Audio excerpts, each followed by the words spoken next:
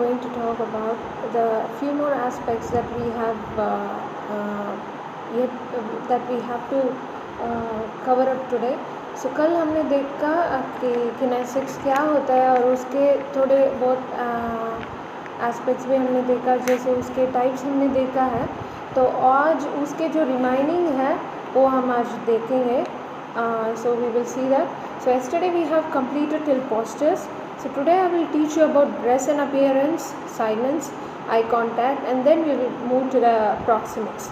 ठीक है. सो dress and appearance क्या होता है? ड्रेस एंड अपीयरेंस का मतलब क्या होता है? जो हम अपने आप को कैसे अपीयर आउटवर्डली कैसे प्रेजेंट करते हैं. How do we present ourselves outwardly. तो अगर कोई हमको देखता है आउटवर्डली तो उसी से हमारा इमेज बन जाता है.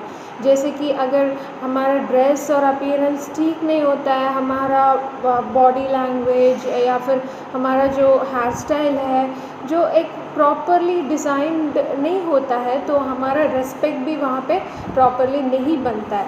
तो इसीलिए हम बोलते हैं dress and appearance is very very very important. And one more thing, जहाँ पे जो भी प्रोफेशन में हम जाते हैं, यानी कि आप सब स्टूडेंट्स हो, जब स्टूडेंट्स हो आपके लिए एक पर्टिकुलर ड्रेस कोड होता है.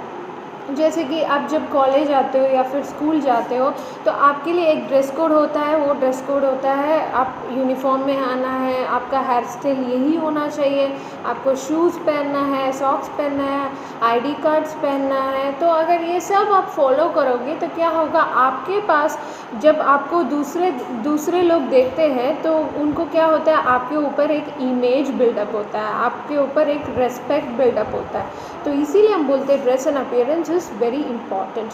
और ड्रेस एंड अपीयरेंस क्या करता है, जो यूनिटी के लिए भी वो स्टैंड करता है. If you all of you are wearing a single colour uniform, यानी कि आप भी एक यूनिफॉर्म वेयर करते हो, आपके फ्रेंड जो कि आपके क्लास में है, आपके कॉलेज में है, when you start wearing similar color of attires, that means that you are symbolizing about your unity. आप आपके आपस के यूनिटी के बारे में भी आप बोल सकते हो. और अपीयरेंस कैसे होना है? Appearance should be noteworthy. दूसरे जब आपको देखते हैं तो आपके जो अपीयरेंस, आपके जो आउटवर्ड अपीयरेंस है उसको देख के एक रेस्पेक्ट आना चाहिए. यस, ये बंदा ऐसे ड्रेस करता है तो इसका कैरेक्टर ऐसे होगा. ऐसे करके क्या करते हैं, वो आपके बारे में भी जज कर लेते हैं. अब जब आप एक अच्छे से इंजीनियर बन जाओगे तो वहाँ पर भी आपको एक पर्टिकुलर ड्रेस कोड होता है. जहाँ पर भी आप जाते हो dress code is very very important. अगर मान लीजिए कि आप एक बड़ा सा एक क्राउड में किसी सो में if you are dressing for many people in front of a very big crowd, so वहाँ पे what you have to do, you have to dress up yourself in a proper manner so that whoever sees you they should give you some respect. अगर आपका dress ठीक नहीं होता है, आपके hair style ठीक नहीं होता है, और जब एजुकेशनल इंस्टीट्यूशन में आप आते हो, वहाँ पे काम करते हो या फिर एक इंजीनियर बन जाते हो, तो वहाँ पे आपका एक प्रॉपर ड्रेस कोड होना चाहिए. बालों में कलर लगाना, there are so many things that you have to avoid in order to gain respect from others. So next one we will see silence. What is silence? खामोशी. खामोशी क्यों एक बहुत important aspect of किनेसिक्स हम बोलते हैं? क्योंकि silence एक कहावत है, एक प्रॉवर्ब है, बोलते हैं कि speech is silver but silence is golden. What does it mean? Speech is silver, silence is golden. That means जो भी हम बात करते हैं वो इतना वैल्यूबल नहीं होता है, पर कभी कभी हमारे लाइफ में थोड़ा बहुत सिचुएशंस आता है, जब वैसे सिचुएशन आने के टाइम में खामोशी से रहना बहुत इम्पॉर्टेंट हो सकता है. ठीक है. तो जो and there is also another proverb, empty vessels makes much noise. जो उसका अर्थ ये होता है, जो खाली हुआ बर्तन है उसमें से शोर यानी कि आवाज़ बहुत निकलता है. तो उसका मतलब क्या होता है, उस बर्तन के अंदर कुछ भी नहीं है, कुछ भी यूज़फुल थिंग नहीं है, वो सिर्फ खाली है. तो इसके वजह से बोलते हैं silence is golden. In certain situation communication में साइलेंस होना बहुत इम्पॉर्टेंट होता है। If you are maintaining silent in some part of your communication or in some part of your life, it is going to reward you a lot. Okay, so next we will go for eye contact. eye contact क्या होता है? जैसे हमने पहले भी पढ़ा है first chapter या फिर सेकेंड चैप्टर में भी हमने पढ़ा हुआ है, तो आई कांटेक्ट कितना इम्पॉर्टेंट होता है between the sender and the receiver. Eye contact is very very important in order to transmit the message properly. If the sender doesn't have proper eye contact with his receiver, the message will not be sent properly. जो भी sender होता है उसका जो eye contact होता है receiver के ऊपर प्रॉपरली बैलेंस होना है. ठीक है, तो मान लीजिए कि आपके सामने group of 50 people are sitting, 25 people are sitting on your right side and then 25 people are sitting on your left side. So आपके जो आई कांटेक्ट होना चाहिए कहाँ पे होना है? सिर्फ राइट साइड के 25 people के ऊपर ही नहीं होना चाहिए. आपके आई कांटेक्ट लेफ्ट साइड के 25 people से भी होना चाहिए. जैसे you have to balance your eye contact. Eye contact को बैलेंस करना बहुत बहुत इम्पॉर्टेंट होता है. अगर आप आई कॉन्टैक्ट को पक्का बैलेंस नहीं कर पाओगे तो आपको ही पता है जब हम एक सेंडर होते हैं, जब हम मैसेज को भेजते हैं, आई कॉन्टैक्ट वहाँ पे प्रॉपरली बैलेंस मेंटेन नहीं होता है, तो जब आप फीडबैक लोगे, किससे फीडबैक लोगे? रिसीवर से फीडबैक लोगे. जब आप फीडबैक के लिए वेट कर रहे होगे तब आपको फीडबैक नहीं मिलेगा, प्रॉपरली नहीं मिलेगा, क्योंकि जब आपका आई कांटेक्ट सिर्फ हाफ ऑफ द ऑडियंस पे रहता है तो सिर्फ हाफ ऑफ द ऑडियंस का ही अटेंशन आपके ऊपर रहेगा और दूसरे हाफ ऑफ द ऑडियंस का अटेंशन आपके ऊपर नहीं रहेगा, क्योंकि उनको ऐसे उनके माइंड में ऐसे बात चलते होंगे जैसे कि see the speaker doesn't see me, speaker का अटेंशन मेरे ऊपर नहीं आता है. सेंडर रिसीवर ऐसे सोचेगा कि सेंडर का अटेंशन रिसीवर मेरे ऊपर नहीं आता है, तो why should I give response, why should I answer his और हर क्वेश्चन. तो ऐसे उनके ऊपर बातचीत बहुत सारा चलता होगा. तो इसीलिए बहुत इम्पोर्टेंट होता है आई कॉन्टैक्ट को बैलेंस करना. अगर आप अपना आई कॉन्टैक्ट को परफेक्टली बैलेंस करना जान जाओगे तो तब आपका कम्युनिकेशन वहाँ पे इफ़ेक्टिव हो सकता है. जब आपका आई कांटेक्ट वहाँ पे प्रॉपर बैलेंसिंग नहीं होता है तो आपका कम्युनिकेशन कम्प्लीटली इनएफेक्टिव हो जाता है. Okay, thank you. Next we will see voice modulation. क्या होता है वॉइस मॉड्यूलेशन? वॉइस मॉड्यूलेशन कुछ भी नहीं होता है. जैसे आपका वॉइस होता है ना, तो जब आप बात करते हो आपका जो वॉइस मॉड्यूलेशन ऊपर और नीचे होना चाहिए. वॉइस जो आपका पिच होता है ना, ऊपर और नीचे जाना चाहिए. अगर सिर्फ और सिर्फ आपका वॉइस मॉड्यूलेशन एक ही टोन पे जाता ही रहेगा तो आपका कम्युनिकेशन इफ़ेक्टिव नहीं बनेगा, कभी भी नहीं बनेगा. और ये भी बोलते हैं a good voice is no doubt a natural gift, but one can very well make efforts to improve the quality of one's own voice with skillful training and practice. Okay, so good voice, जिसको भी अच्छे से एक आवाज़ होती है, जिसको भी बात करने में अच्छा से आवाज़ होता है, it's a gift from God. But it doesn't mean the people, those who don't have the pleasant voice while talking, it doesn't mean that they are not gifted, but they have to equip themselves by taking certain skilful training. एक थोड़ा बहुत training लेके आप आपके voice को भी perfect बना सकते हो. तो वॉइस मॉड्यूलेशन बहुत बहुत इम्पॉर्टेंट होता है. वॉइस मॉड्यूलेशन जब आप खुशी से कुछ बात करते हो तब आपका वॉइस मॉड्यूलेशन बहुत थोड़ा ज़्यादा होता है, ऊपर जाता है आपका वॉइस मॉड्यूलेशन. जब आप बहुत उदास में रहते हो तब क्या होता है, आपका वॉइस मॉड्यूलेशन बहुत कम हो जाता है. तो वही हम देखते हैं कम्युनिकेशन में वॉइस मॉड्यूलेशन बहुत ऊपर और नीचे होना चाहिए. जब वॉइस मॉड्यूलेशन ऊपर और नीचे होता है तो तब आपका जो एक्सप्रेशन है, फीलिंग्स है, वो उसको ईज़िली कम्युनिकेट कर सकता है. वॉइस मॉड्यूलेशन आपके जो फीलिंग्स, आपके जो मन में जो फीलिंग्स है, आपके जो whatever things that are hidden inside your heart, that could be brought out with the help of voice modulation. So variation in the pitch and tempo of the voice is essential to transmit the message effectively. तो आपका message जब effective होगा तब आपका you have to have the proper voice modulation. Okay, so next we will see knowing the audience. Okay, and we also know audience awareness. What do you mean by audience awareness? Audience awareness is nothing but जब भी एक sender एक group of people को address करना चाह रहा है तो वहाँ पे क्या करना है, उसको एक उसका जो ऑडियंस होता है, उसका जो रिसीवर होता है, उनके बारे में जानना बहुत बहुत इम्पॉर्टेंट होता है.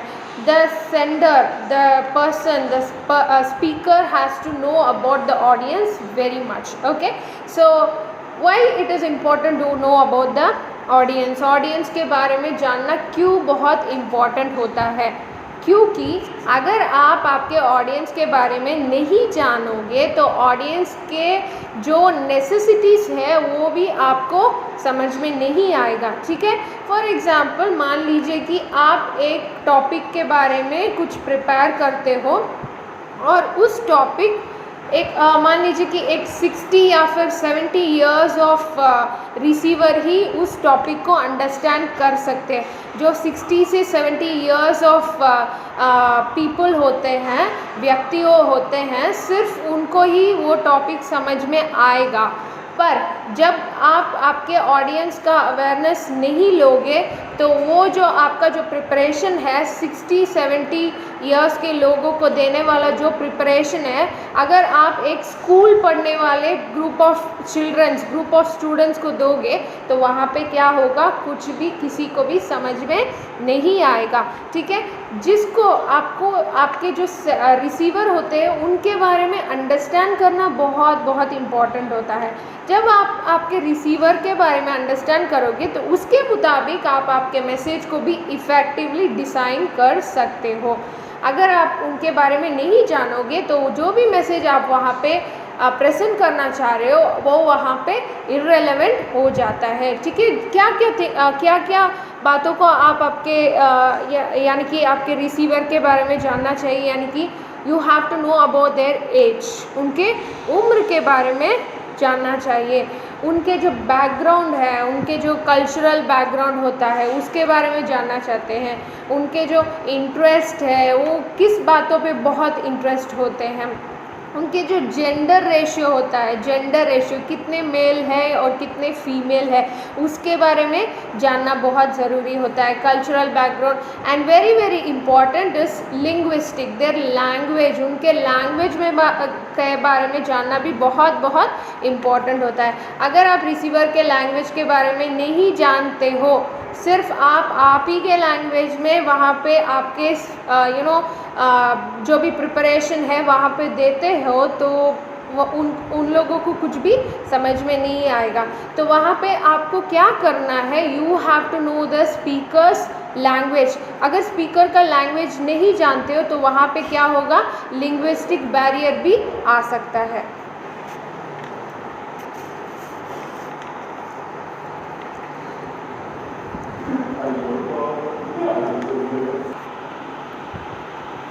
So next we will see about proxemics. First we have seen about kinesics और अभी हम देखेंगे proxemics के बारे में. proxemics क्या होता है, वो एक स्पेस लैंग्वेज होता है. स्पेस लैंग्वेज का मतलब क्या होता है, देखिए, so the degree of perceived physical or psychological closeness between people. It is something which is expressed through a range of physical phenomena including touch, physical space, smiles, gestures etcetera. Okay, so proxemics क्या होता है, देखिए, जब हम communicate करते हैं, जब हमारा कम्युनिकेट होता है रिसीवर के पास या फिर किसी और हमारे फ्रेंड्स के पास, तो क्या होता है वहाँ पे जो हमारा बहुत क्लोज़ फ्रेंड होता है तो उनके पास जब हम कम्युनिकेट करते हैं तो वहाँ पे क्या होता है, हमारा जो साइकोलॉजी है और उनके जो साइकोलॉजी है, दोनों का it gets relativity between the psychology that I have and the psychology that my friend have. तो क्या हो रहा है वहाँ पे, when you share your feelings with your friend, when you share your feeling with a person who is completely psychologically attached with your psychology, जो आपके मन के बातों को समझ सकता है, ऐसे भी बोल सकते हैं, जो आपके मन के बातों को समझ सकता है, उनके पास क्या करते हैं हम, we share so many feelings. जैसे कि हमारे पेरेंट्स होते हैं, हमारे पेरेंट्स के पास हम क्या करते हैं, हमारा जो पेरेंट्स का रिलेशनशिप और हमारा रिलेशनशिप साइकोलॉजिकली कनेक्टेड होता है. तो साइकोलॉजिकली रिलेटिविटी होने से क्या होता है, तो हमारे पेरेंट्स हमारे प्रॉब्लम को समझ सकते हैं, तो हम भी कभी कभी क्या कर सकते हैं, हमारे पेरेंट्स के प्रॉब्लम को समझ सकते हैं. तो इसी को हम बोलते हैं proxemics. So we also say that there is a physical space. Physical space क्या होता है, साइकोलॉजिकल स्पेस यही होता है, the person who can understand your inner feelings, the one who can understand and give you the solution for your inner feelings. And what do you mean by physical space? Physical space क्या होता है, when you share your feelings with someone who is not very much connected with you psychologically, ठीक है. So apart from your parents or your friends or your relatives or your neighbors, when you tell them something, so what happens, there is a physical space, and these people, those who have the physical space, will not able to understand your psychological feelings. पर जो भी psychological feelings को understand कर सकते हैं, they are very good rather than this the people those who are in physical space. Okay, so there are some तो थोड़े बहुत एग्जाम्पल्स यहाँ पे मैं देना चाहूँगी आपको, जैसे कि इंटीमेट का मतलब soft whispers, PAT on back etcetera. Soft whispers का मतलब क्या होता है, जब आप कुछ सीक्रेट्स बात करना चाहते हो आपके फ्रेंड्स के पास, तो क्या करते हैं आप उनके कानों के बगल में जाके ऐसे बोलते हो, तो उसको हम बोलते हैं सॉफ्ट विस्पर्स. तो और पैट ऑन बैक का मतलब अगर कुछ बंदा कुछ अच्छा से कुछ कर लेता है, किसी में अच्छा मार्क लेके आता है, कुछ अच्छा काम करता है, या फिर आपके फ्रेंड्स कुछ अच्छा करते हैं, तो क्या करते हो आप उनके शोल्डर में जाके ऐसे पैट करके छोड़ते हो, उसको हम बोलते हैं intimate. And next one personal, close circle, shake hands etcetera, जैसे कि हम हैंड्स को शेक करते हैं, and so many other things. और next one social, used in official relationship. Social proxemics का मतलब क्या होता है, ऑफिशियल रिलेशनशिप. ऑफिशियल रिलेशनशिप का मतलब क्या होता है, when you speak with the people who are authorized on you, ठीक है. For example, when you speak with your lecturers, when you speak with your teachers, when you speak with your principal, तो उनके पास क्या होता है, एक official relationship होता है, उसको हम बोलते हैं social proxemics. And next one public proxemics.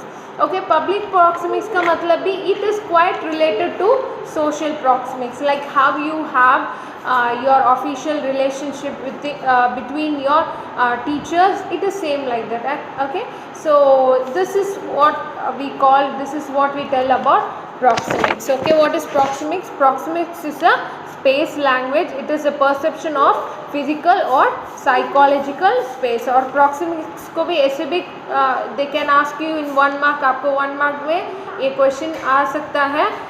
Dash is also called as a space language, and there you have to give your answer as proxemics. Okay, so fine. So next we will see haptics. Okay, haptics क्या होता है, haptics क्या होता है. Haptics is a form of non-verbal communication using a sense of touch. Some forms of haptics communication is handshake or a gentle pat on back or a high five. Okay, so इसको हम haptics को क्या बोलते हैं, communication by touch. Okay, so यहाँ पे क्या दिया गया है, communication. Some of the examples as handshakes. जब आप हैंडशेक करते हो आपके फ्रेंड के पास, तो वहाँ पे क्या होता है, आपका जो फ्रेंडशिप होता है अच्छा होता है, और वहाँ पे you communicate by touch rather than speaking, you communicate by touch. आप वहाँ पे हैंडशेक करते हो तो you congratulate him. Yes, you आप उसको क्या बोलते हो, कुछ विशेस करते हो, कंग्रेचुलेट करते हो, तो इसी को हम बोलते हैं haptics. And this is also called as a communication by touch. Okay, so putting arm around the neck of a person expresses friendliness. जब हम हमारा फ्रेंड्स के उनके जो शोल्डर पे ऐसे हाथ डालते हैं तो वहाँ पे क्या होता है, हमारा दोस्ती जो होता है उसको वो हम दिखाते हैं, हमारे दोस्ती को हम दिखाते हैं. ओके, सो एम्ब्रेसिंग और hugging shows affection.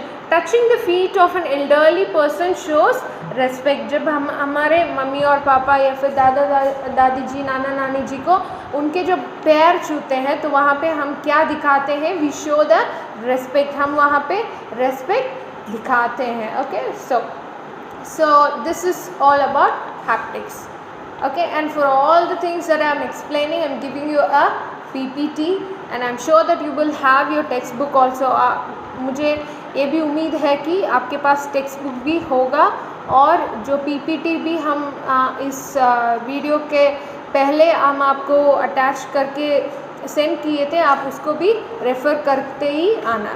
Okay, so next we will see vocalics. Okay, what do you mean by vocalics? It's about voice, aspects of speech और लैंग्वेज. ओके, सो वोकैलिक्स क्या होता है? It's about voice. Vocalics is related to voice और sound. Communication through different sound or voice is called as vocalics. It refers to voice modulation. जब हमारा voice, जैसे हमने पहले भी बोला था कि voice modulation is very important when you communicate. Yes, जब वॉइस मॉड्यूलेशन होता है, जब आपका वॉइस में मॉड्यूलेशन आता है ऊपर और नीचे, तो वो क्या होता है, बहुत इफ़ेक्टिव कम्युनिकेशन को वहाँ पे बनाता है. ठीक है, and when voice is effectively use in communication it makes a lot of difference in communication such as emotions, attitude, confidence, authority, eagerness etcetera. जब आपका वॉइस को आप प्रॉपरली मॉड्यूलेशन के साथ यूज़ करते हो तो वहाँ पे बहुत सारा थिंग्स दिखता है, जैसे कि इमोशंस, आपका मन का जो इमोशन है वो दिखता है, आपका एटीट्यूड दिखता है, आपका कॉन्फिडेंस, आप कितना कॉन्फिडेंस हो किसी बातों के बारे में, वो भी वहाँ पे दिखता है. Okay, so voice modulation expresses everything that you I mean your inner feelings, it expresses everything. और वॉइस मॉड्यूलेशन जब कम्युनिकेशन होता है वहाँ पे अगर वॉइस मॉड्यूलेशन नहीं होता है तो आपका कम्युनिकेशन इतना इंटरेस्टिंग नहीं बनेगा. कम्युनिकेशन में वॉइस मॉड्यूलेशन बहुत इंपॉर्टेंट होता है. Okay, so next we will see about physical appearance. Physical appearance क्या होता है? it is just similar to dress and appearance. Physical appearance is just similar to dress and appearance. जैसे हम dress करते हैं, जैसे हम दूसरों को हमारे बारे में प्रेजेंट करते हैं, that we call it as physical appearance.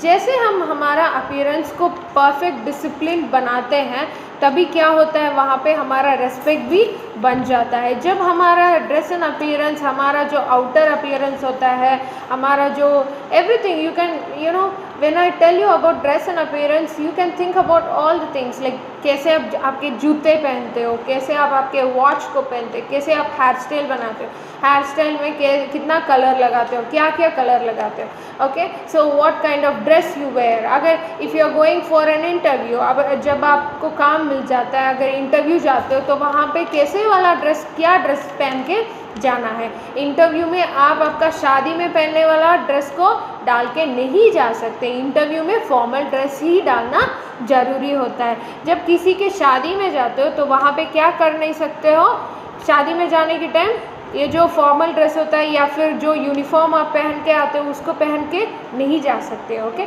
So that is the thing, that is how the people know and that is how the people respect. Okay, physical appearance, dress and appearance is very very important to us. Okay, so next we will see about chronemics.